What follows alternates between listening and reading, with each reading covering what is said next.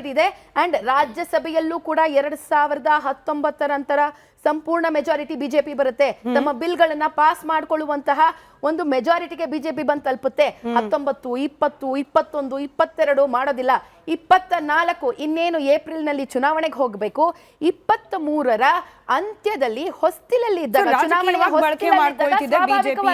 ಇದನ್ನ ಮಂಡನೆ ಮಾಡಿದ್ರು. ಇದನ್ನ ಮಂಡನೆ ಮಾಡಿದ ನಂತರದಲ್ಲಿ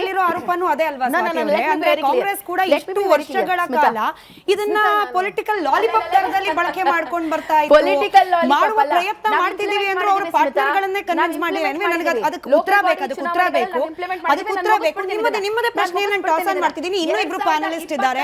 ಇನ್ನು I will come back to you Swathi ಅವರೇ. ಇಲ್ಲ ನಾನು ಡಿಲಿಮಿಟೇಷನ್ ಬಗ್ಗೆ ಪ್ರತ್ಯೇಕವಾಗಿ ಪ್ರಶ್ನೆ ಕೇಳ್ತೀನಿ. ಬಟ್ ಬಿಫೋರ್ ದಟ್ ಸುರ್ಭಿ ಅವರು ಸ್ವಾತಿ ಅವರು ಕೇಳ್ತಾ ಇರೋ ರೀತಿಯಲ್ಲೇ ಎಕ್ಸಾಕ್ಟ್ಲಿ ನಾನು ಅದೇ ಪ್ರಶ್ನೆಯನ್ನ ಸುರ್ಭಿ ಅವ್ರಿಗೆ ಟಾಸ್ ಮಾಡ್ತಾ ಇದ್ದೀನಿ. ಸುರ್ಭಿ ಅವರೇ, ನಾನು ಆವಾಗಲೇ ಪ್ರಸ್ತಾಪ ಮಾಡಿದ ಹಾಗೆ, ಸ್ವಾತಿ ಅವರು ಪ್ರಸ್ತಾಪ ಮಾಡಿದ ಹಾಗೆ, ಸುರ್ಭಿಸ್ ಟೈಮ್ ಪ್ಲೀಸ್.